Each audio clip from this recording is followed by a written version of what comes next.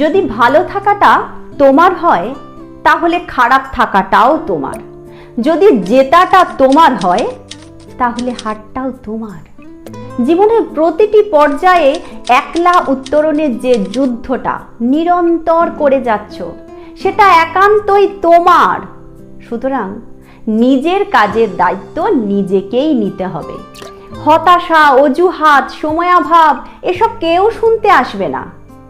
দেখো, কেউ 10 বছর পরে এসে বলবে না তুমি সফল হতে পারোনি, কারণ তোমার তখন মন খারাপ ছিল, তোমার সময় হয়নি, তাই কষ্ট পেও না। সবাই সাফল্যের দাঁড়িপাল্লায় বিচার করে চলে যাবে অন্য কোনোখানে।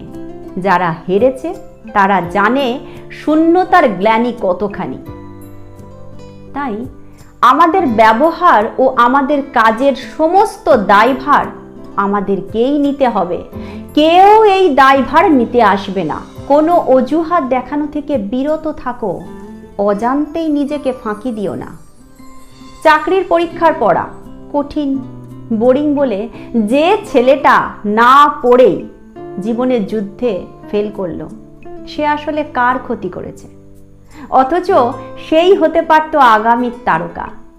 একটা সময় পরে যখন মনে হবে ইস, আর একটু চেষ্টা করলেই, তখন আর কিচ্ছু করার থাকবে না, বিশ্বাস করো। সুতরাং নিজের কাজের দায়ভার নিজের ওপরেই বর্তায়। অন্যের ওপর দোষারোপ করা বন্ধ করলেই দেখবে কাজের গতি বাড়ছে, উৎপাদনশীলতা বাড়ছে, নিজের যোগ্যতার উপর বিশ্বাস বাড়ছে।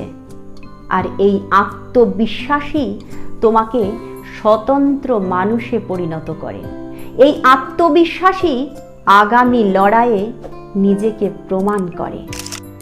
জীবন একটাই।